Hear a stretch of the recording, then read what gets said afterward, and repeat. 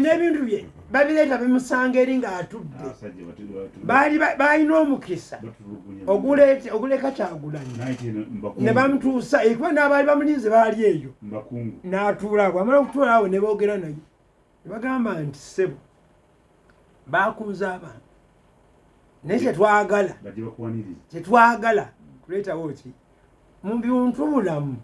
tugende oyingire mu motoka yo then emmotoka ye gye baba bakole ki naye bamuteeka mu kamotoka kaali awo wansi ng'alinga mubbi ekyo kyokka nakyo kutyobula ddembe lya buntu human rights kakati ebyo issues ezabadde zivaayo zituukirweko ne Human Rights Commission etuyambeko naye bw'ate bwensanga nga yeegaana abantu ateekera ne badda nze kati Imam Kasozi nkalubirwe kyova olaba abantu bakugamba waliwo baga nti bwe tukwata omubbi bwe tukwata omuntu akoze eki tetwagala kumanya tumuzikize ekiwulire ekitali kituufu nakyo kutyobola ddembe lya buntu wangi abasajja bakulu bano mukama waabo maali agenda mu nsiko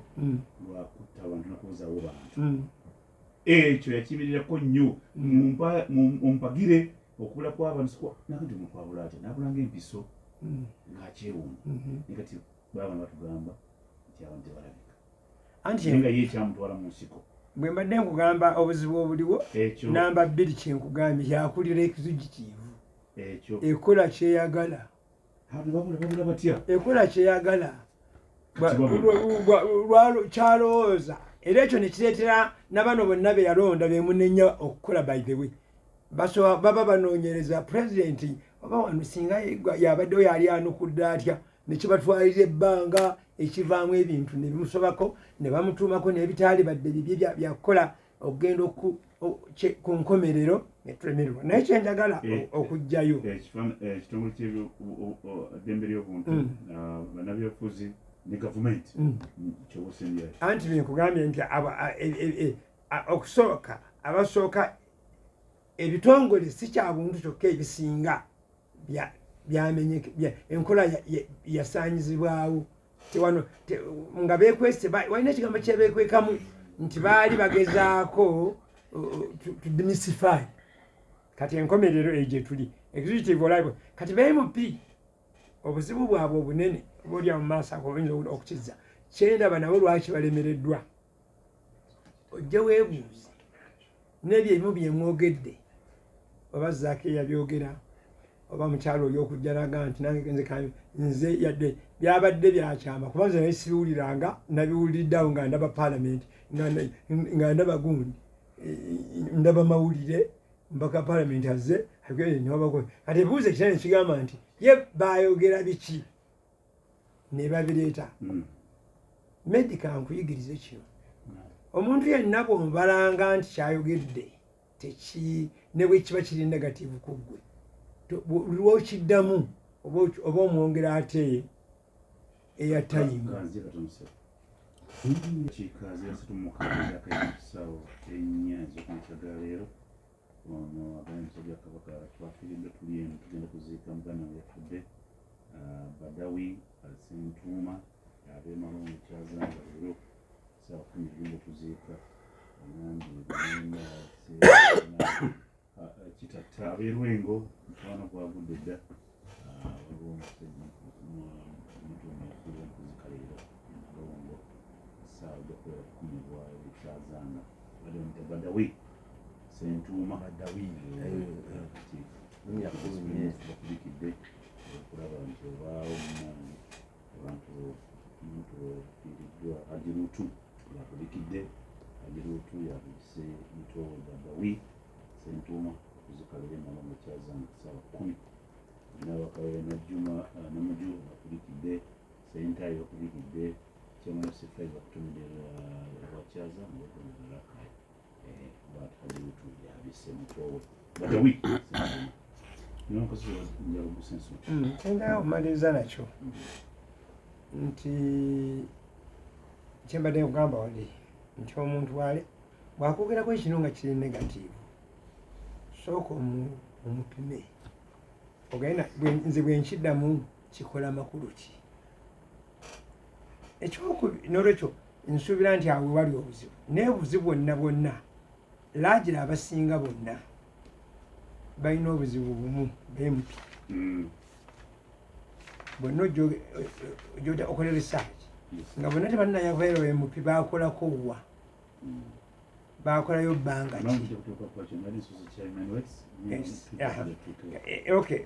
ekyamanwaki kyembalinyawo okukimaliriza nakyo nti bano abamu palamenti beetengerere bayite chairperson wa Human Rights Commission ne ttiimu ye bannyonnyole lwaki omulimu gwe baabatuma okukola ku bannayuganda ate bo baguzannyiramu naye nga buli mwaka bano babawa bajeti bwe baleeta bajeti yaabwe bagikola ki bagiyisa essente ezo zigenda kukola ki ekisembayo bwe tunaasigala nga tukola bwe tutyo mumanyi nti tugenda kuleetera abantu okudda buli omu oga nti okumenya eddembe ly'obuntu kiryoke ekyo kirabire mu nema yagenda negayala mu bintu ng'abanene ne bagira emyala tebabakola ki abantu bonna ne balumba ebisenyi ne balumba ebibira abagoberedde sitole y'amabira oba mwagirabye simanyi ennaku ezo bazzeemu ne bagizannya gye banoonyereza bw'ogitunuulira weewuunya emigga mingi bw'oyitamu mu bisenyi weewuunya ne basanga medi wa bulijjo nga yenkuronkinzeeko katono ne bamutwala emisinde emmere ne bagitema gye balinzeyo neekula neevaawo kiina ekiddamu naye azimbyemu ekizimbe kati tuli wali ewaffe wali olaba wali ng'ogende munyonyi awaawo wali otosipa kati simanyi sente mmeka ze baleesewo okwonoonerawo nti bawatereeza naye nga bawoonoona bakola ki balaba nolwekyo ne Human Rights Commission bw'etaagambweko abantu bajaga nti buli omu asobola okukola kyayagala lino eggwanga bwetyo bwerifaanana yesebo akati ekisooka mu byonna njala kwebaza imaamu era sebo ate sebo mu bantu bowe ekitiibwa mu palamenti sitoyinza butakimpa owadde disclaimer nti abamu nze ndi mubamu ate ekibuuzo ekyokubiri gye nava omanyiiyo nze ndi musajja administrator ndi musomesa mutendeke Medi nkitaddeko essira era ngenda kyongerako amaanyi amapya owekitiibwa Mathias Mpuuga ye mukama waffe mu palamenti ngenda mutuukirira n'erigo ttiimu yaffe ffe nga opposition tulina okuddayo mu kkooti tuseekinga constitutional interpretation oba ddala Human Rights Commission is an accountability committee oba esaana kubeera ng'ekererwaki gavumenti akakiiko ka Human Rights Commission mu mateeka amatuufu nenandala Mafabi ya leader of opposition twalwana bakajje ku chairperson wa NRM by then yali kamateeka onawe kamateeka nga tugamba kayina kulemberwa wa opposition kubanga abakola ebikolobero abakuba abantu abatulugunya si bo opposition bano ba mumali ba kibige sebunya era emundu teziri mu opposition abasiba abanoonyezebwa tebanoonyezebwa opposition naye tibagaliddwa opposition naye bagaliddwa gavumenti kati kitegeeza bwemba muba nti mubala enfulumya ya gavumenti park muyina kosase then akakiiko ka Human Rights Commission kalina kuba nga kyaringibwa komiti yaki muntu wa opposition then kaleta bamemba bonna abava mu NRM ba independent abala ne bajja nenga akulembeyo bwa akakiiko kano kakulembeddwako abantu ab'enjawulo omukyala yabadde umane MP w'Ebuvuma yabadde egunyo Nantuma I think yakakyaringako nagezaako era Mwai Museveni namuyingirira era in the end of the day twamukuba akalulu bwogenda mu constitution ya Uganda teri article ya maanyi wabuyinza kakiika bitongole biri mu government nga kakiiko ka Human Rights Commission article 50 article 51 bamuwa n'obuyinza nti wonna waayagalira asobola okugenda n'alambula amakomera gonna ne detention places kuwayagalire azuule ebiriyo kakati tuno tuli wano ojjukira omugenzi Medical Gwa yakola akakiiko ako musiima era twaliko naye mu kakiiko ngiraba tunoonyeza nti abaggaliddwa n'agamba ebintu ebimu jabibabulira nga tituli ku kamera mbabuulire ebizibu byensanga era omusajja oyo kyendowooza pressure yakola ki jamumala katina n'amutwala inalirayi mukama mwekimula ekyaki ekyemirembe kati tulina omukyala gwe bayita Wangadya akola politics mu kakiiko kaki ka human rights muvundu nnyo ayonoonese nnyo mulwadde yeetaaga kujjanjaba agenda kajjamu ebintu by'amaanyi kasita akakiiko ako kazanyiramu politics oba oleesa ebizibu bukyanga akwata akakiiko ako akola byabufuzi ebyobufuzi kasita ekyokubiri palamenti ya Uganda tulina okulwana noono omukulu omumanyi mwiru po ye yaleeta amendments nga ali mu committee ya rules legal and what nga tugamba nti twamenige constitution waliwo ebifo ebirina okulangibwa emirimu gisabwe busabwa si mwami Museveni balonda kati akakiiko ka human rights mwami Museveni yalonda akakyeyalinga nga bwolaba bwalonda inspector general of police bwalonda baani bonna kati ebyo byonna bye bireese obuzibu mu kakiiko kubanga ono amanyi nti yamuwa authority yakola atrocities ku bantu gwe tunuulira nga gwe chairman wa Human Rights Commission nga gwe okulembera akakiiko n'ogamba nti twagenza okunoonyereza n'oyogera ebirina okwogerwa poliisi ebirina okwogera munnabyabufuzi oba minisita naye nga oli biased oli nakunonaga nedda boogamba nti si bakwate nti baabata baabano nenangamutu zabwe zizino tuzikuwadde ate n'osigala ng'okyatudde mu ofiisi kyabulabe Human Rights Commission lwagiwa information ey'okuwonyaabonya abantu twakola n'etteeka erya anti-torture erya Nwagaba oyina kufuluma direct gwe ng'akulembera akakiiko ne ttiimu yo ne sente ze bakuwadde mu budget ogende onoonyereze deeply opushinge gavumenti ereete answer entuufu kati Oweekitiibwa Livingstone Ssewanyana yayambako yalinga akola akakiiko ka Human Rights Commission nejjukira kayina sente kayina obuyinza mu constitution bw'amaanyi buuza Wangadya omukyala Wangadya oyo omwononefu bw'atyo omubuuze watambula mu makomera ameka okunoonya abantu bano nze nkubuulira nze mubaka w'e Kalungu wa parliament nze ate nkubuulira ndi chairman w'akakiiko kalama nange mu parliament ndi vice chairperson namboze mukama wange bwe mba nkubuulira amateeka nga kubuulira ng'omusu asomye eyayita kati agenda okufuna ebbaluwa etwalibwa mu kkooti mpoze emisango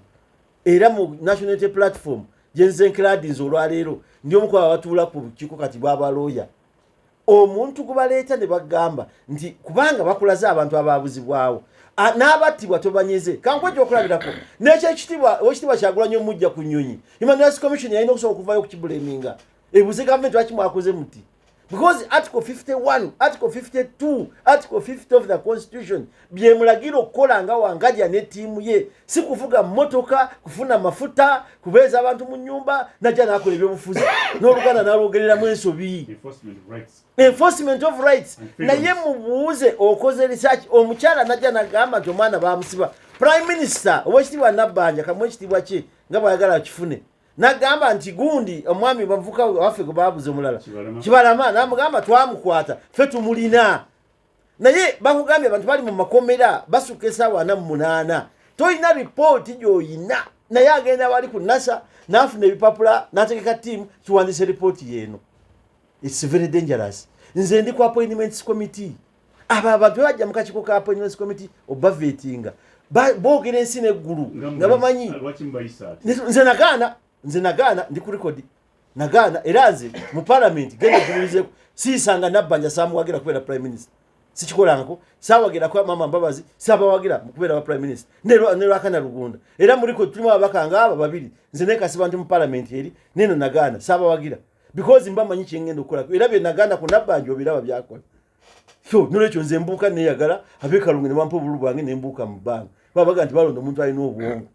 nolwekyo kiki tugamba toyinza kuŋŋamba nti abantu babasibye bakulaze ebifaananyi tebalabika ate gw'ogamba nti gye bali kakati tubuulire nuupu eziza report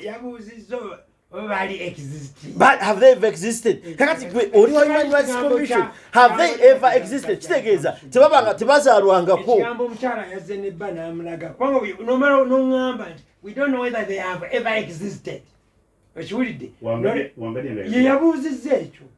ne bakimukuba mu maaso agamba ki kakati agamba have they ever existed kitegeeza nti baali babaddeko naye mu nsi kitegeeza nti tuleesa abantu abataliiyo kati babakulaze nze nina ebintu byensayagala okwogera ku Wangadya sitwa byogera ku radio ya Ssaabasajja nja kukola press conference yange musumulule because ekibiina bakise naye bottom line bwana Medi tulina okuddayo abantu abali yabawulya CBS kubanga nabadde Mwankole nabaddewa abantu batusika okuva Mwankole muddeyo mukwata ababaka ba parliament mubabuuli obuvunanyizibwa balina nga balonjwa ng'ababaka ba parliament ekintu kya Human Rights Commission should be an accountability committee kayina kuba kakiiko kali mu opposition kati chairperson waako taita abantu taita kakiiko actually Latifu Sebagala bw'omulaba munneebalize yakola nnyo mu mabegaawo mu parliament ewedde okulanga akakiiko katula ne Nantume ne batuuka akakiiko ne kagenda okunoonyereza ku bantu abali mu detention gundi eri tumwine n'abagaana omugenzi oyo eri tumwine gwolaba oyo Katonda gwe yawe amwekimule eky'emirembe oba kitegeera nolwekyo ekintu kye tugamba si kyakatemba nkidingana mukyala Wangadya va mu byobufuzi bikwokya engalo ate byokya abo boolaba naye alina emmotoka liidika eriko poliisi eriko amagye aliko amafuta ga gavumenti naye byalina okukola akola bya bifuzi bisanyusa mu 7 naye tujja mubatula atuwulire ngubuulira because akakiiko akatta ateka nkubulira nze nkubulira nze bwengenda sikanga bwengenda mu parliament sebo report zazikirya bwemba mu committee nkusumulula n'enkuba evidence gyenina naye kati olwalero olwidde haja akikugambye omuntu ajja n'abuuza nga gwa Human Rights Commission has this one ever existed ng'omwami agambye nti mukyala we waali kakati yali yafumbirwa muzimu ate bagambye prime minister akugambye ti ono tubulina the right to habeas corpus ekiddako ffe tugenda kupushinga naye nze nkugambye nti ekiddako ekisooka obukulu nze ngenda kusaba Mukama Mathias Mpuuga National Platform tulina okuddayo mu Constitutional Court for Constitutional Interpretation is the Human Rights Commission ddala esana kuba accountability committee oba kakiiko asana kuba mukono ya government ani akola ebikolobero gwe babuuliriza okukola ebikolobero babikola kufa ffe opposition ffe tukola ebikolobero oba government bwe bajja Kyagulanyi ekitiibwa mu nnyonyi opposition nupu yebe mujje ku nnyonyi neta minisa kutamaka natagenda mu uyingira through migration that's government bagamba nti gundi bamukuba kawuma ne bamukuba amasasi nupu Kyagulanyi yalagira bamukube that is government nolwekyo okunoonya accountability okulaga ebiso ebikoleddwa chairperson wakakiiko muntu mukulu nnyo mwana Medi kubanga yakayita ne katuula kati olabe ebiriwo byonna teri chairperson obatayise kakiiko byonna biri mu abeyance teri kigenda mu maaso kati ye mukyala Wangadya ng'akuba endali ng'adigida ate kati maze okwoganza Museveni ampulidde awasanyuse nti nkola bulungi inna lilahi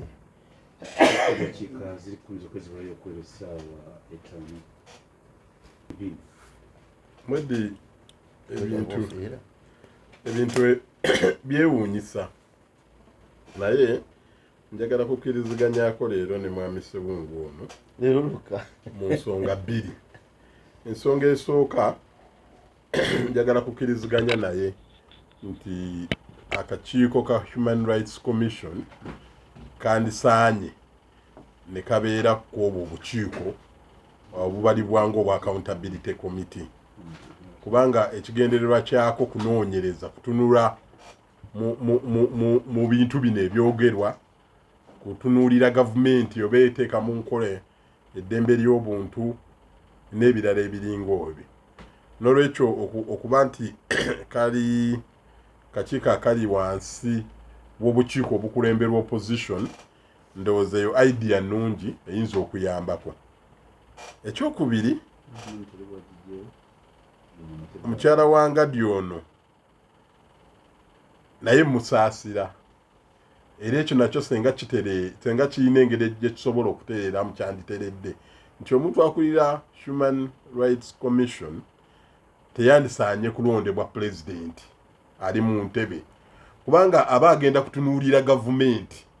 kati ate gavumenti yemuwa omulimu abantu omanyi wano emirimu gyamalamu nnyo abantu omuntu ava ku mulamwa olumu n'akola kyatandikoze naye ng'akikola kubanga akuuma kalimo ke owaayi kansigaze akalimo kange siina kyakkola n'olwekyo ekyo nakyo nzikiriziganya nti ebifo ebimu banditaddewo olukiiko olwetengeredde abantu ne bajja ne basaba ne babalonda ku merit kati omuntu n'agenda n'akola omulimu gwe naye ng'omulimu gwogwo gwakola talina muntu gwatya. Kyekiyambye Electoral Commission ye Kenya nti bo beetengeredde oba pulezidenti aliko agamba ki oba agamba ki olw'okuba balondebwa mu sisitimu ndala beetengera ne basalawo ekintu ekisaanidde okusalwawo ku level ya Human Rights Commission. Ndowooza twandibadde tutambulira mu buufu obufaanana bwe butyo, naye njagala kwawukana ne bannange ku nsonga ya Wangadyo ono ku bantu bane 18 bedi nakyogerako wano lumu era abantu ne batantegeera. Ekibiina kya Mwami Ssewungu ono kitera nnyo okugamba twagala tubalabise, naye emabegako eri waliwo era oluvubuŋŋano poliisi ngagamba n'abantu ffe tetubayina memugamba ffe tetubayina mutubuulire ebibakwatako tusobole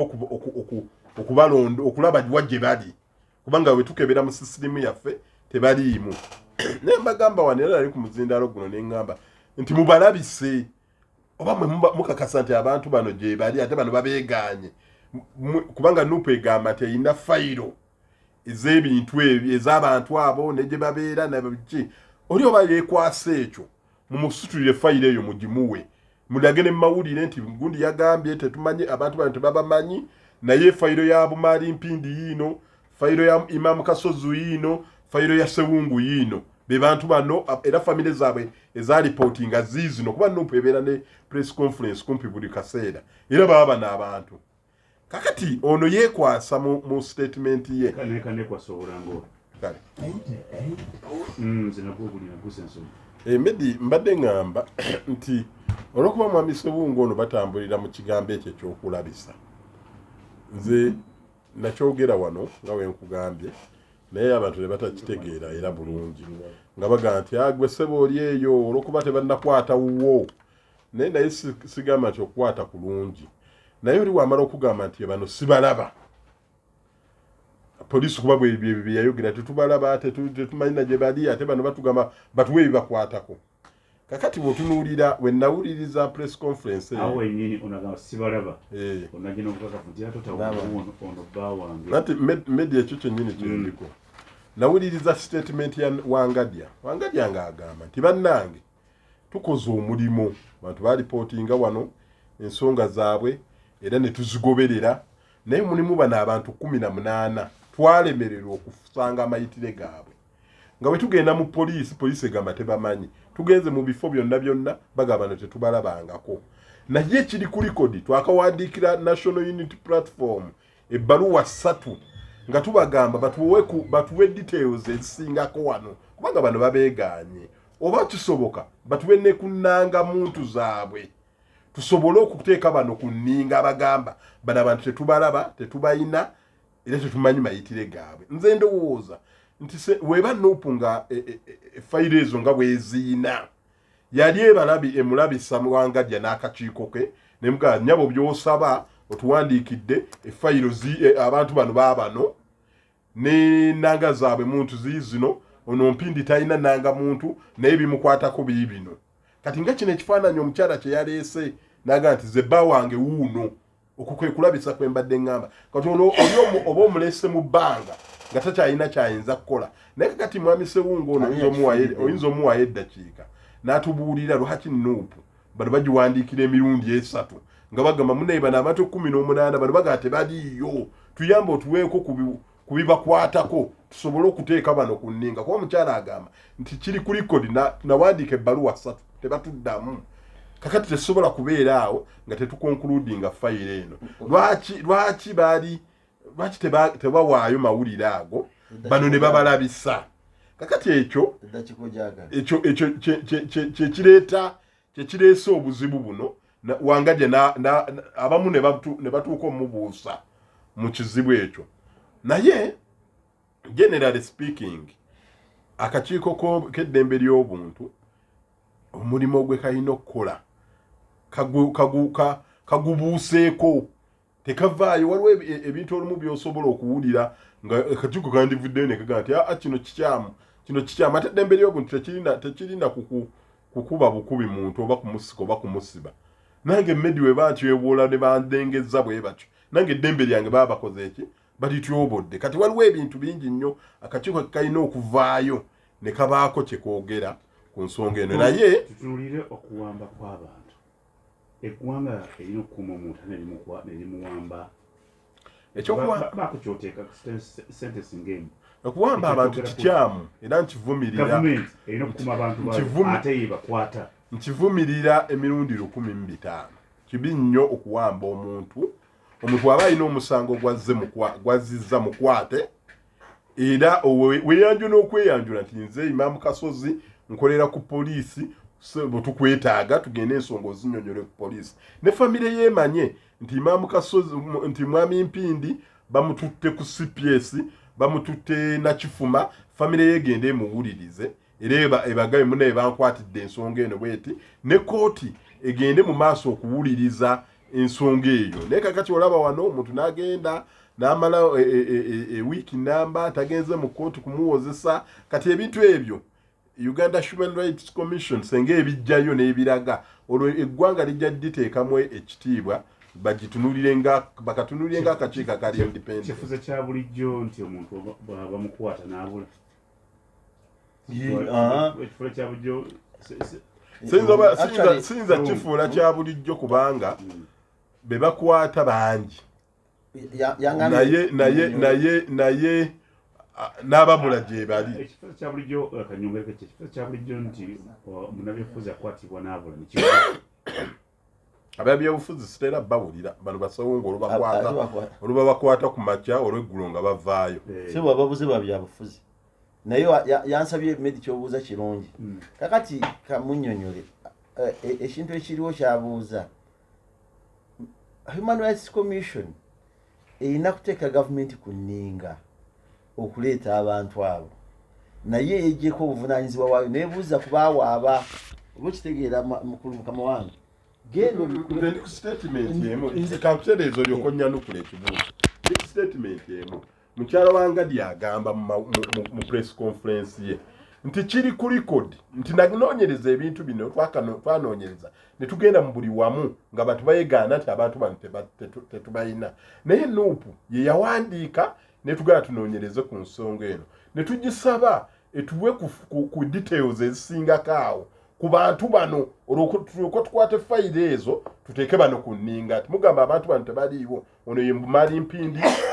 mutuuze w'egindi nanga muntu we yeeno ID ye yiino ne okimanyi nti twatebulinga ne list namba mu palamenti eriko amannya we babakwatira n'ennanga muntu ne tuziteekayo ekyokubiri the moment gwe Human Rights Commission wakuwa abantu abo because of article 52 otandikirawo kunoonya buli prison naye ekuwandikira si kikyamu oba okitegeera kati mwebenoonyeza nga tefunye newandiikira Nuupu emirundi esatu lwaki Nuupu kifuuse kya bulijjo nti omuntu akwatibwa n'abula because omuntu akola ki gyali yanukula lwaki Nuupu Human Rights Commission egiwandiikira emirundi esatu n'etaddamu ng'ate eri ku nsonga yennyini Nuupu gyeyagala ejje mu ddiiro nakyo nange ngenda kiddamu bwe yawandiika bwe yaleese information yagiwadde ani ate ffe tukuwadde abantu bakuddiza okumpandi no but he must have responded even tasobola bayinza okulangirira omukolo ogwa gavumenti wegenda okubeera kati owekisolo ayagala okuza independence agende ekitugumu kakati ekyo kitegeeza nti omuntu yenna asobola okukuza independence ye okusinziira waali era political groups edda nze wenakulira nga kumpi buli gombolola buli ki nga wabaawo emikolo gyaki gya independence nga abantu bagikola ku lunaku lwennyini kati tebazikola ku lunaku lwennyini balinga abaabagaana simanyi lwaki naye luli olunaku lwennyini nga tebazzeemu kutaataaganya kubanga lunaku lwakuwummula kati nze Imam bwe njagala era ne bwe mbanga nkola ndika emirimu naye mu nnimiro ng'abantu tebagenda bamanyi nti kiki talina genda asigala waka mandate ya government sekite nedda ate kiri ludda wa bakiyisa okugyamu bonna balina we bakiyisiza we tamanyi ekyo kyetwalibadde tubabanja n'olwekyo buli mu organization nga political group nokiwulidde yali baddega nti aa ffe tugenda tukuliza independence yaffe gye tusinga okuba n'obuwagizi nga bakola eyo ebbanga lyekimala nti eri national siweeri contradiction yalize nti bagenda kukuliza wano ebulange ate nange nendeetawo ekiwulidde bwe mba nziza ebulange nyingira buyingizi mu eyo ekola ki kubanga olunaku lubuna ffe ffenna olunaku lwa independence si lwa political party si lwa individual si lwa president lwa bannayuganda bonna abagamba nti luno olunaku we twafunira obwetwaze lwakuba ekibuuzo kyange kigamba nti ye independence okusinziira twafuna eriwa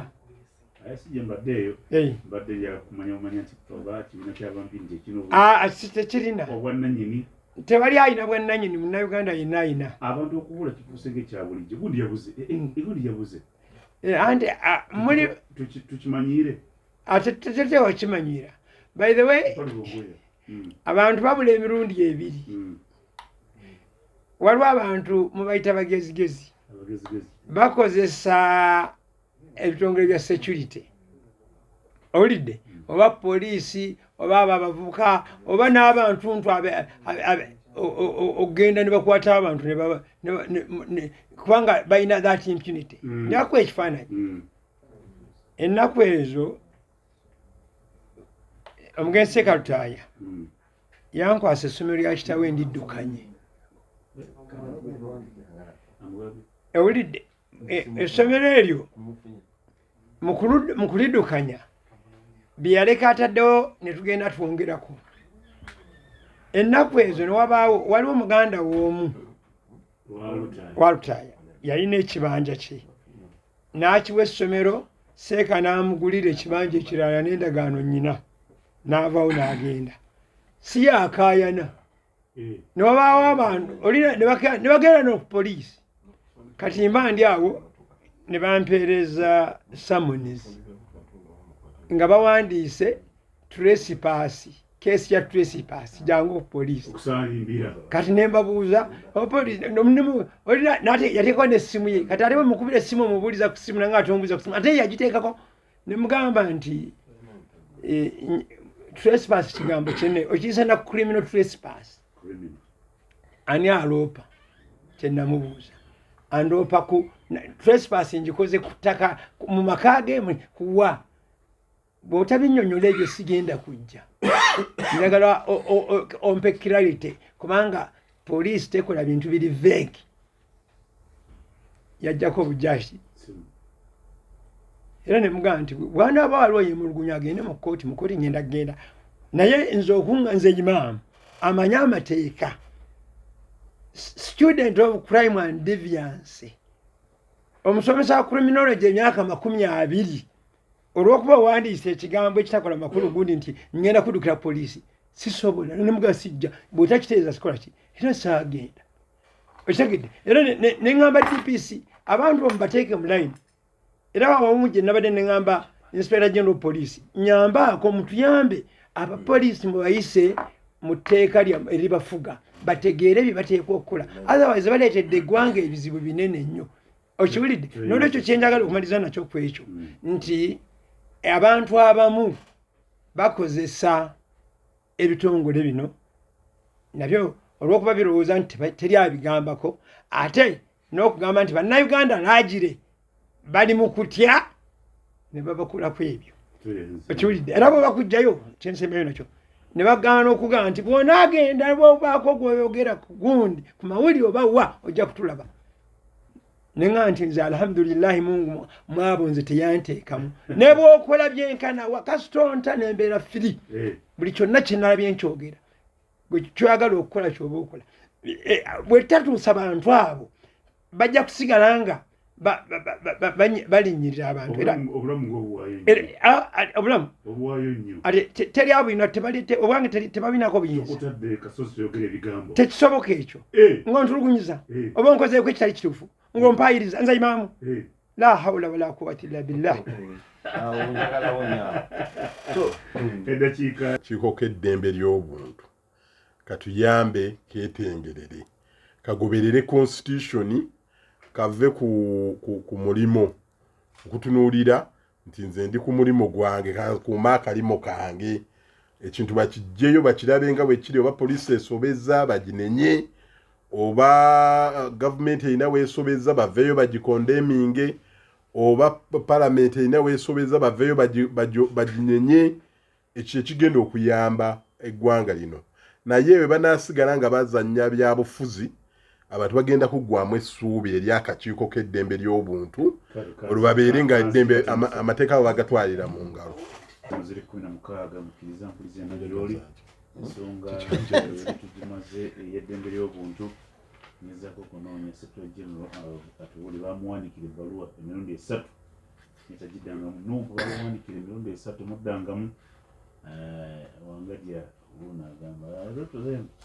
tawandiikanga naye ate gwoliyo nze zibo yatunula ensonga endala mpuliza ebadde mu ggwanga lyaffe ffe tunula ezibadde ensonga zibadde mu ggwanga lyaffe ensonga ebadde mu paalamenti mpindi semuwanalinamusijja bidde mu binnyonnyola byonna nze nga musajja mukulu ntunuulira ekifaananyi mpindi gwojja okusooka oweddala y'ebintu tuzimbi tutya eggwanga lyaffe Uganda eri abawabunogaza kuli abaana bange buli mbwagamba wano abaana baffe abaddako n'eggwanga lyaffe tukoze tutya okulaba nga eggwanga litambula ku musingi gwa empisa obuwangwa n'ennono kino kijja ku bigambo bituulire mu paalamenti mutuulamu mwembi oneyagambye kino neyagambye kino neyagambye kino neyagambye kino yagambye kino yagambye kino sijja kubirana nampungula obudde buditwakutuma kulegi netufunde tukoze tutya tuzibye tutya eggwanga lyaffe Uganda bituule mu paalamenti oneyagambye bino oneyavumye bino oneyavumye bino ese Nedi neyanziza era ekibuuzo kyoleese kikulu nnyo edda bakadde baffe abaazimba ebyobufuzi okuviira ddala ku mulembe okuviira ddala ku bafuzi ab'amatwale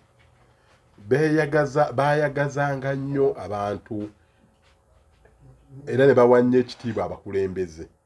Mwami Kasozi ono agambe nti takyawa akaluubirirwa okuyita ababaka ba paalamenti ab'ebitiibwa. Wenkijje n'agamba omu ne yeerwanako nze nzijaamu. Sewungu n'agamba nti nze njijaamu. Mpita mubaka wa paalamenti. Naye omubaka wa paalamenti wa kitiibwa mu nsi yonna. Yandibadde. Mu nsi yonna wa kitiibwa. Naye ojja wano ewaffe mu Uganda ate ababaka baffe aba paalamenti be baagala okuggyawo ekitiibwa ekyo eky'omubaka wa paalamenti yandibadde. Kakati bw'otunuulira ebigambo ebyo ebyaviiriddeko Kalumanywera Medi by'oyogera oyinza okuba tokkiriziganya na mukulembeze. Nzikiriziganya bulungi nnyo nti Honorable Zaake takkiriziganya na Pulezidenti Museveni era tamukkiririzaamu. Naye okutyoboola omukulembeze w'eggwanga n'omulengezza n'omugamba ekisajja kigenda kufa, kisajja kyatwesibako dda, kyalwala dda kansa, kyalwala bino, kyalwala biri, ngo naye ovuma omukulembeze w'eggwanga bw'otyo. Ezo si mpisa za mu bantu. Ate wano mu Buganda ebyo tebyalingawo era sisuubira nti Buganda erowooza nti okuzimba omuntu omukulembeze mu Buganda yandibadde afaanana bw'atyo. N'ofubutuka eyo n'ogenda n'oddira omubaka munno atakuvumye atalina kyakoze n'omutyobola nti wano mwalonda omubaka wa paalamenti ayitibwa Javiira talina kyakola mu paalamenti wabula atuuyana butuuyani era bwe twagala bwe tuwulira ekivundu mu paalamenti tugenda wali Javiira naye ng'oli mubaka wa paalamenti. Ebigambo bino Medi tetwandibiisizza mu gundi naye twagala abatuuliza bategeere ekika ky'abakulembeze kye tuyina. Naye bw'oba okoze ekyo gw'olina abaana era omwana yeesima okulanga kitaawe mu mubaka wa paalamenti naye n'oli gw'otyoboola ayina famire ayina n'omukyala manya nga ayina abako n'omutyoboola kubanga olina candidate gw'oyagala avuganye mu constituency ye. Ne Sewungu ono ayinza okubuulira Medi Honorable Javiira oyo yataasaako essente empitirivu wano n'akola ne minority report ku nsonga ya defense mwabigoberera nga balina kikampuni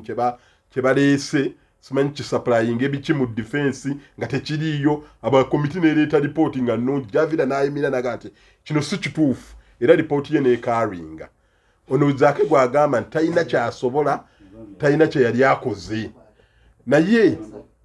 oyinza okuba nga olina candidate gw'oyagala avuganye Javira naye oba oyagala amuvuganye omuleeta otya n'obuuka n'ogenda ku mubaka omukyala omubaka mukyala mukazi mufumbo ayina abaana n'ogenda nti ajja mu palamenti kwetunda kwegamba okutyoboola okwo okwabakulembeze banno newankubadde oba oyagala ebyobufuzi ebyenjawulo ebyobufuzi eby'abantu okukubira engalo tebiina gye bizimba ggwanga era njagala kusanyukira nnyo Chairman Wero C5 ow'Emityana musajja wa Nuupu naye yavaayo namuwulira ku radio eno eyaffe eya CBS ng'avumirira nti ekyo si kyekifaananyi kyaffe abantu b'Emityana era Mityana media omanyi yali district ey'amaanyi naye Mityana eggwa esebengerera lwa bigambo bya Zaake agitatanye n'agissa wabbali naye abaana baffe oba Uganda empya bano ba honorable Sewungu bano batugamba tugende mu Uganda empya naye abaffe Uganda empya yeeyo kubanga mukuluza honorable Zaake naye ngenda mugendako Prime Minister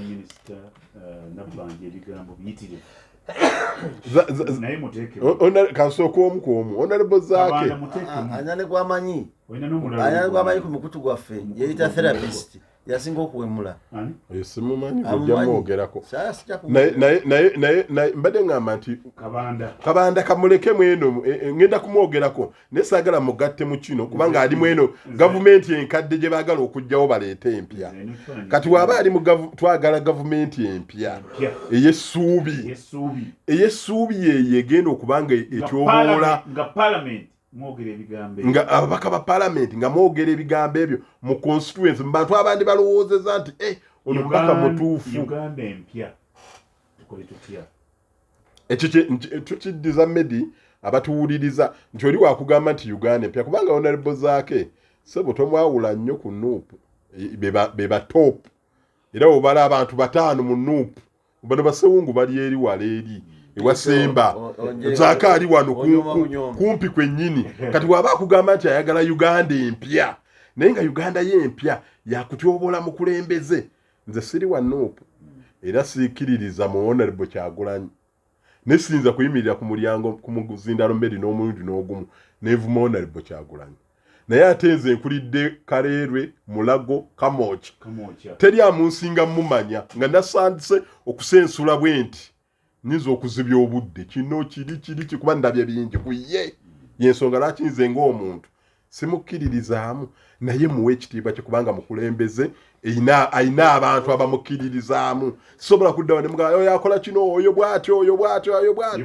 kakati Uganda empya tulina okuzimba ebyobufuzi ebirungi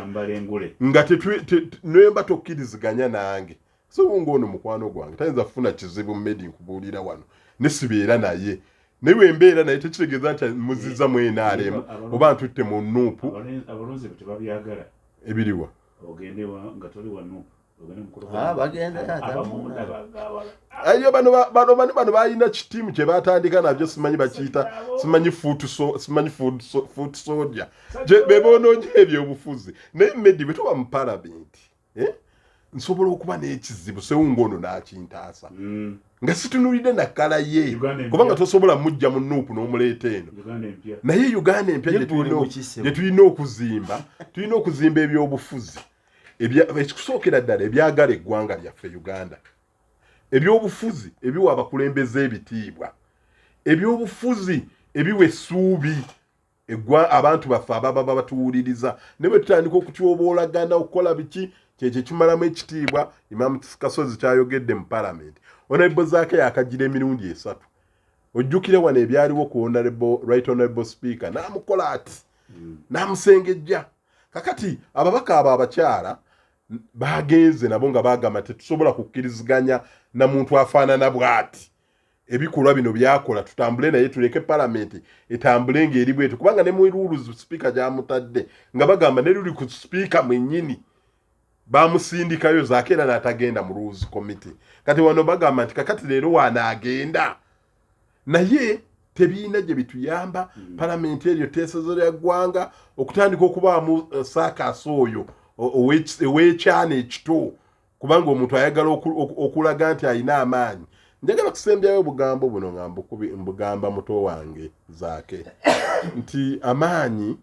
tuyinza okuba tugayina mu kaseera kano naye tutunulire ku bulamu nga tuvudde mu byobufuzi zaake akyali mwana muto enkya oba luli ajja kuva mu palamenti naye ne wanaaba agenze mu busuubuzi obusuubuzi obwo abantu bajja mutunulira mu kifaananyi kirala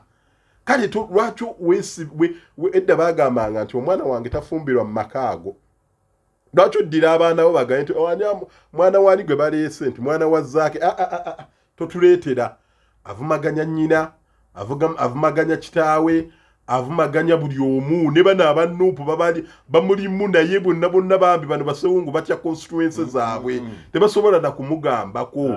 oli omusajja oyo namwewuunyiza nyo sewungu ngenda kuwa emitwalo 10 otwalire kyamaanyi oyo ow'emitiana omugaye nti mwami Mpindi akusiimye nnyo okuvaayo n'oyogera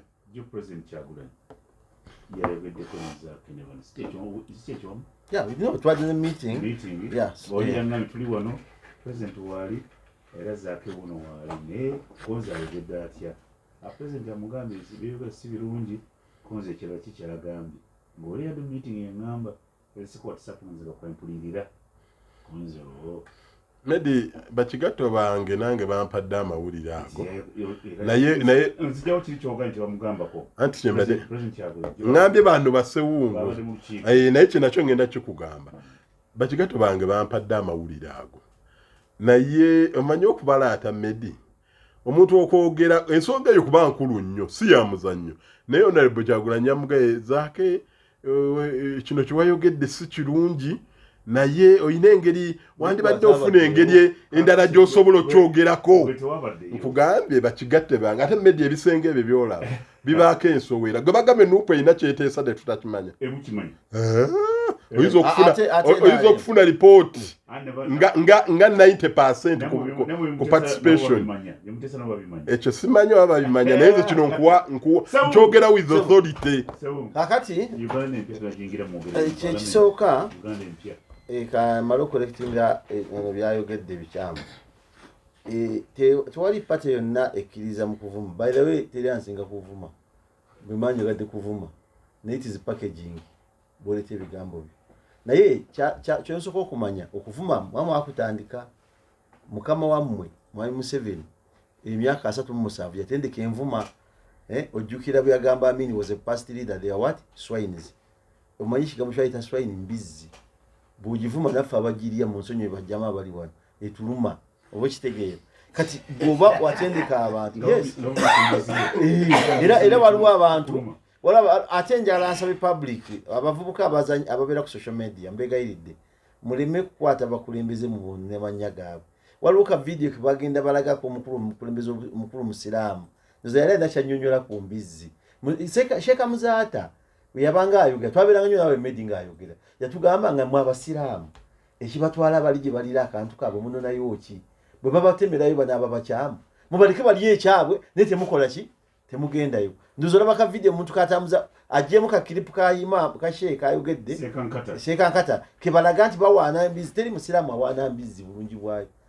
kintu kinimba era nkimanyi nakikuliramu nga ndaba amatogero jajjanga akaya mukibi ne abu mukibi ajja kubuulira nasitezisala kusala ate zidale ate ennyumba ziri wanjuliga so okutegeka abantu ebigambo kankwe ekyokulabira nze sina buzibu naba complaining ku muntu naye nabo bazo complaining ate bakoze kibi ekisinga ekyomubaka wa parliament kubanga parliament okuyimira n'obutatuula abakyala abayomba nti babavumye ate badde baagala kulwanira ku institution kati bwo maze okuwaaba mu parliament because nze nadde ndoza n'okulowooza bandigenze na ku police kubanga mata yabwe eri outside the parliament kiri eri gyobuwaaba defamation y'omuntu mu mateeka bagiyita naye muze mu parliament obudde mubusse mumaze obwonoona ate mufuluma mwagala kulwana kati answerwa owekitiibwa Tayiwa n'agikola ki najatijaninga by the way namusinye because parliament entuufu ne mukuno omukulana kwa age limit singa mukama waffe yalabuka bwati nakola atijalimet ya parliament nali ndo nakolala tiwandibadde abantu bakubwana bagenda mu bisago byabwe kiki tugamba ekintu kirimu omusajja yawandika ekitabo ne bakubuuza kati kankubuuze ensobi mu 7 zakoze zonna kino kimanyi namwogeddeko ta president w'eggwanga because mu mawule mwatugamba tokiddingana president naye nakyogedda president kati eno wansi njogera mu 7 kwanda kitabiwa mu speech oreta ndi oreta mulungi bakubuuza General Museveni ensobi zakoze ng'omunyankole tuzise ku banyankole bonna era tugambe nti buli munyankole nze omukyalo wange munyankole wundo gye yasomera tukkirize nti buli nsobi kati ono agambye ti ab'Emityana bonna baki wayonooneka ate ayagala kuwa chairman Singi Mugisha ate Mugisha ayagala kuvuganya ono oba okitegeera ebyo si byakusaaga nolwekyo ebyo bwemujja n'okola story ofunye yes ayagala kuvuganya ani zaake nolwekyo emistake agwagala okuwa 10 ayagala kuvuga gwasitekyo oba okitegeera naye kiki tugamba nze sikanya na kuvuma sikikkirizamu naye nabo bantu kyebakola njagala mpe second emu Ssemungu muyambe Mwami Mugisha n'okumumanya simumanyi by the way naye ovaayo nga wa Nuupu n'avumirira ebikolwa biri n'agamba naye ekyo si kye kifaananyi kyaffe ng'ab'Emityana naye ekyo kye ŋŋamba mmwe mukitadde bonna social media is blaming national unity platform president nga bwegambye bamwabiro bye era naye ekyo yakyogeddeko yakinyonyodde n'akibula era ajja kujjawo statement esingawo terakkiriza mu kuvuma bantu naye sikikkiriza naye kye tugamba mwe mu public ekifaananyi ekinene kyetutunula emyaka 37 ojjukira Mwami Museveni yennyini gandi eat your mother's something ebyo yabyogera atendesa abaana abato ffe mbadde musomesa nga ntraininga abaana naye nga nze kankubuulire nasomesa abaana ng'asomero liri mixed Shimoni naye nga omwana omuwala bw'afuna problem abalenzi tebayinza kumanya omwana omulenzi ng'asituka naye nga Mr. Ssemungu nankabira wali what is not doing well nenkwata kirasi yonna abalenzi ne mbafulumya abola ne basigalamu ne bahandinga mata naye ng'omwana atayinza kunyumiza banne ndi Mr. Ssemungu kyemugambye kyekino because that is nurturing and training children kati bano bagundi mukama waffe ono olaba owekitiibwa Nabbanja asumulula asumululira munne Lumumba bo balowooza nti waba asumulula batavumye kayindi otafiire asumulula oba okitegeera kati mwe mulowooza nti nze sikkiza ensi egenza straight ekintu ky'okuzzaawo institutions zikolewe yes because Kenya bw'oba oyogera ne baana Kenya kanzijeko n'enkofiira yange baali bakugamba nti singa Katonda yali abisobaya Mwai Kibaki n'adda buto bandizeemu mulonda because ensobi zonna Moise yakola ensobi zonna ezakolwa Kinyatta Mwai Kibaki bwe yakwata obuyinza yazaayo n'akyusa mu nsobi emyoka gye yakola yakubba kalulu kamunye naye nazaawo institution ezikola ki nezitambula kakati gwe ogambye nti oze ku parliament oleese owaabidde omuntu ate gwe owaabidde oyagala mugajambula kumwambula kakati ani akoze ensobi esinga obunene because we are spending time abaana abato ababiraba Uganda empya ate kati bino bya Mwami Museveni byegambye kandi iti mother something abala ababirina kusinga abaana fe twakula tuli bato ababikola nabo bato fe twakula tumanyi tuno nyenyonyi ya president yeyitawo kati ani mwana kyayagala ogiraba owekalungu nti enyonyi ya president yeyita tikyali because abayiwe eriko yeyitawe bamwe mundu n'amasasi oba okitegeera nolwekyo ndoza ffenna tuddeyo obubaka bwa parliament kifo kya kitiibwa buno omukulu akubuulire so nolwekyo ndoza kyendowooza bwana Medi ffe nga tuli wano tutte mu nsiko bantu kukola ki kutugunyizibwa bawambibwa mugundi baba bawambye enseenene bwebiri omuntu abula atya n'obuyinza yabulina n'amaanyi alina takisobola kakati ndoza nja kusobola kwenenya nze n'abanfaanana mu myaka abakulu neyina bonna abagaa nti bazadde oba n'abaana abakola bino baana baffe baganda baffe mikwano gyaffe era ojja kunoonyayo olabe ebigambo ebyayogerwa ebirala nga bali mu ttuwa ya Nuupu. Ebigambo ebyo nabyo tebisanyusa okujjayo kwegamba nti bweba njogera ku Imam Kasozi nennoonyayo ne mutamanyi wa Abdurrahman kuba nyina ishu naye naye nimmala gateekawo ki ensi ne tubireka ne biyita kati kyekimu ku buzibu obuki obunene bwe buva. Twetaaga okuddayo okuzza obujja kyetuyita okugunjula abaana baffe n'abantu betuwangaala nabo n'abantu okubagambako nabagamba nti mukwano gw'omuntu tekitegeeza nti bw'akola ensobi ogikola ki ogiwagira buwagizi. Nedda osigala naye nga mukwano gwo nenomugamba mpindi nedda ekyo tekikola ki kyakuganje Kyagulanyi kyeyagambye musajja we ekyo kyetusuubira kyetwabadde tusuubira. Kati obuzibu obunene obuliwo average age ya parliament njagala gikolako okuginoonyerezaako nendowooza eri awo mu myaka 3 wakati wa 35 na 38 eyinza oba ya average age. Kati abo bonna baana bato bavubuka balina ebintu ebirala bibiri, balina ebifo babuyita buyinza eryo ddalu. Mu process y'okukola emirimu gyabwe egyo bafunamu ne ssente, abamu bafunamu essente, si bonna kuba abamu baavu nkimanyi bali bubina nnyo okutusingako ffe abali ebweru yadde tubalangira nti bafuna emiliyoni 3 mpaka peramira omu emiliyoni 3 ssente nazo si ssente ng'abantu bazikolera abalala abatali ba MPs. Kati nabo abamu ekyo nakyo kibatumye nalyo ddalu. Kati ate ne babulwako abantu abakulu ababagambako after ye abakulu ababayita nti gundi jangu mujje najja gye bali nabo tebabalabawo olwakiri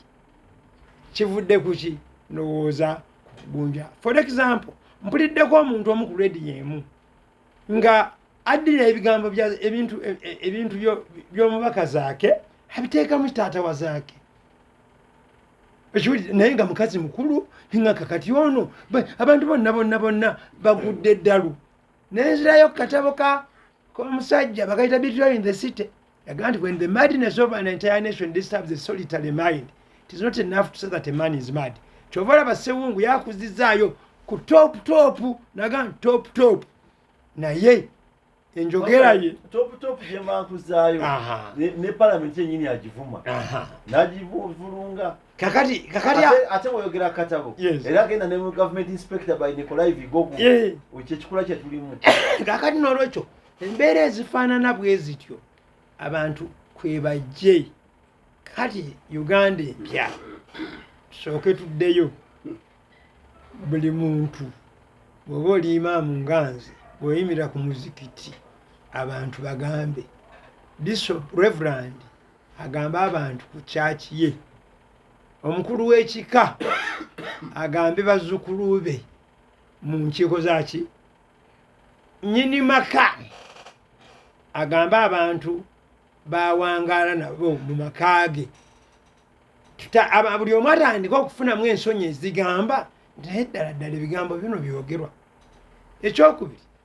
bwe bakwogeraku ebigambo nga bino fona ali sibigize ne waliwo omwami bamuyita George Muhimbisi awandiika nnyo mu mawulire nze yampadde ate naye yawadde ako ke bazanye mu paalamenti.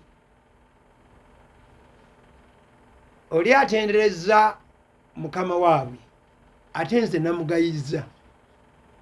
nkakasa mukama waabwe nga tannazanya katambi ako yali badde akazanyidde mu chambers ze n'akola judgment egamba nti ddala kino ekintu bakireeta mu public domain ng'amawulire radio zonna TV ziryoko ne boogera bino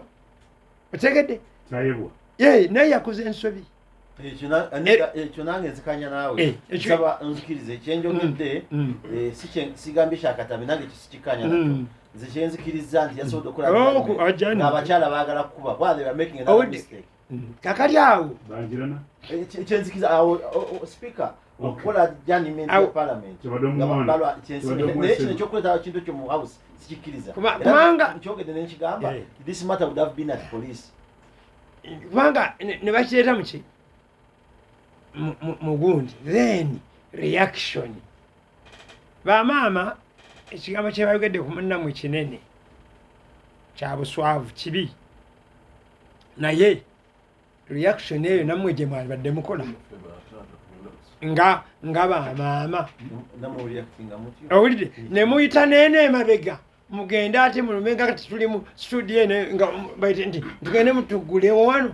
kati singa mwasanzeyo abo bafaananya ensumika nga tudda mu biri bye bagamba nti Katumba yakubaani zaako ekikonde kubanga kati olutalo lwadde lwavaamu maybe side emu basajja simanyi abasajja bonna bakiwagira kuba nze sikiwagira nze ndi musajja naye siwagira muntu yennaawemula nabbi saa sallama kyava yagamba omuntu ti bw'oba toyina nsonyi if alukamashita genda okukolenga bwokolaki byebyo byetwala bye obuzibu buli luddawa palamenti kyenva kugamba nti ekkakkanye nabbi yagamba ati nti bw'oba toyina nsonyi if alukamashita genda okukolenga bw'olaba bw'oba toyina nsonyi bw'okole ebyo kakati n'olwekyo bamemba ba palamenti kyemunnumako bangi muli mikwano gyange naye siri musanyufu na general behavior yammwe temuyambaganye kyotakola ekiganyo okukola kumanya obuzibu anti kyembadde obuzibu nga tonna butunula edda nakulanga mpulira oba nakati eŋŋombe eyo ekyaliwo nti buli katawuni kabaamu omulalu waako lwaki gwe oyagala obeera omulalu wa katawuni bagende nti omulalu wa palamenti yegundi nga gwe kyeweenyumirizaamu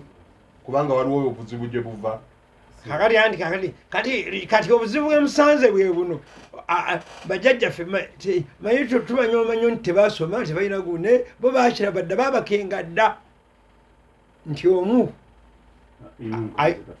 omulya mamba baki n'avumaganya ki mbadde njagala okumaza ne bapalamenti bano kyenjagala beerwaneko mugende mutuyambe mu palamenti mwe abali wano n'abasigaddeyo muleme kulabika n'abaana ba secondary school abasingako omutindo mulinga abaana ba primary ebintu byemukola byonna sikubya nnyo ebintu byendabye mu palamenti anti ebyo aliwa nalonda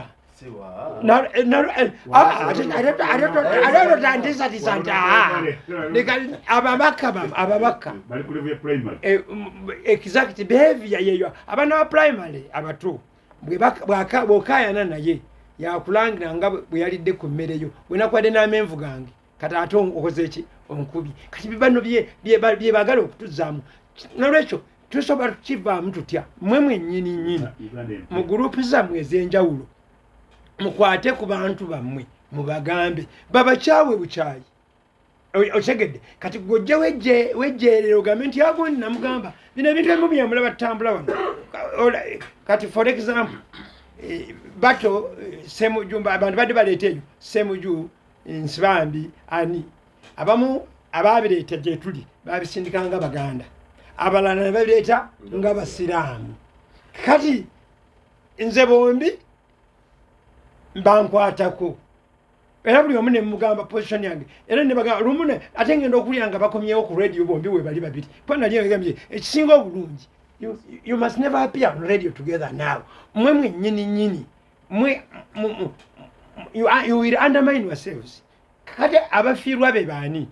bano bemulaba batuwa bino byenkugamba abavubuka abantu babeereyo nga babaganda ekibaluma baganda babwe baganda bannaabwe bakola ki aga nti bano batuusiza ku kino n'abasiraamu ne bagamba nti kakati era ku mikutu egimu ebigambo byali biwanvu nnyo n'olwekyo tuddeeyo tufune that opportunity sebo kyenyaga uganda empya asobola okugiyambako anti asobola okuyamba uganda empya neefunamu omulamwa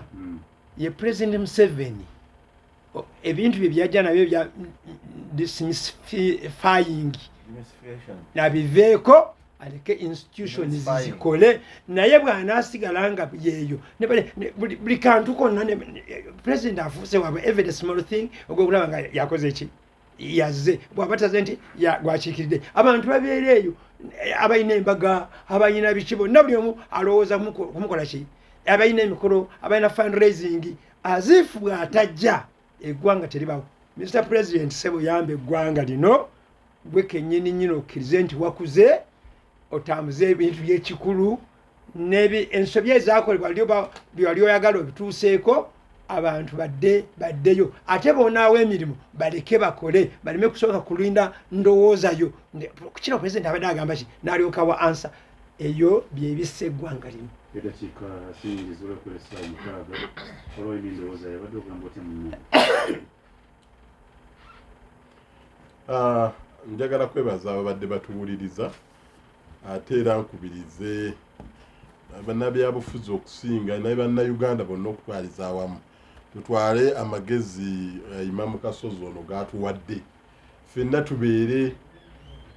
nga tukola ebyo ebitusaanidde okukolwa ate twagala eggwanga lyaffe. Okwagala eggwanga bwe tunaalyagala lijja kututuusa ku ebyo byonna byonna bye tulowooza okutuukako. Ate nannyeko embadde njala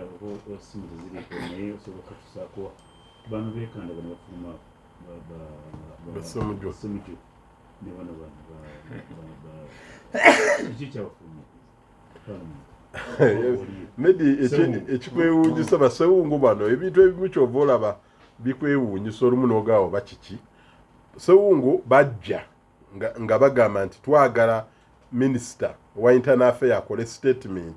ku ngeri gye bakuttemu pulezidenti waffe ng'atuuka ku airport n'engeri gye bagezeemu ku offisi za National Unity Platform ne batangira olukiiko lwabadde lugendayo era ne bagamba Mwanga Kivumbi yakiikirira loopu ku olwo n'agamba nti njagala minisita atuwe statement kati. Sipiika n'amugamba nti munnange tulina enkola gye tukola bw'oba oyagala statement efaanana bw'ekyo bw'eba tebadde kwoda pepa ojja n'ombuulira minisita ne mukubira essimu ne mugamba ku 8 olina okuwa statement naye kati ozze wano ku fulo owambushinze ne minisita gw'oyagala awe ripooti taliiwo n'agamba nti tugyagala kati namugamba mugyagala kati ogyagala mu minisita wa internal affairs taliiwo ye Mwanga Kivumbi minisita taliiwo. Mbadde nsaba mukkirize tugikoleko enkya ngambe minisita akole statement enkyagireete. Mwanga Kivumbi n'addamu n'asituka n'agamba sebo speaker we muba temugimpa kati ngenda kuduumira ekibinja kyange kifulume era ekibinja n'akiduumira ne kifuluma naye ekibuuzo Medi oyagala minisita akwanukule minisita gw'oyagala akwanukule taliiwo oinsistinze kakati ekyo ne kivaawo neetuuka okujja ku lwokubiri luli ku lwokuna bwe yatuuse okujja minisita atandise okugisoma ate Honorable Gundi Abdallah Kiwanuka Mulima Mayuni n'asituka n'agamba nti procedure nti eyiyo badde bagimuwa n'agamba kakati lwaki tufuna statement eno statement gye tufuna ng'ate waliwo statement endala ze twasaba temuzituwanga lwaki mutuwa eno. Speaker n'agamba mwaginsabye ne luli mwekandagga ne mufuluma bw'oba temugyagala nga wogaye nti eno bagizeeyo bamale okuleeta eri kale banaagireetanga eri ezze ate mpuga yagamba kyati loopu n'afubutuka naye najja naga nti nedda ebyo byayogera bibye fe ripooti nti ebyo byayogera bibye ekyatufulumya luli ripooti eno era tugyagala ejje wano kakati netulaba akavuyo ate kyekisigeno kigaa ti bannayuganda babalaga ki bye baliko babitegeeza oba batubuusabuusa eyo Uganda empya. Ekyo nakyo kirikiriya kyade kiyoke waliwo communication gap oli yali mu meeting nga minisita naye twakitereezeza naye mwana Medi nkyatukubira akayimba kano simimi tabu zote zemaleta nawewe simimi omanyi yaleta tabu kasoma mulete ne transport njagala muleka wano kubanga bw'onoleeta omuntu oyo akuwulira ebibadde okuva emabega ekisembayo bwana Medi waliwo omwami bamutasa ekitoleko wesembabule ndowooza muganda wa mukulu Maaka nali naye mukuziika basaba leediyo eno demotuke ku nnyimba za federo abantu b'esembabule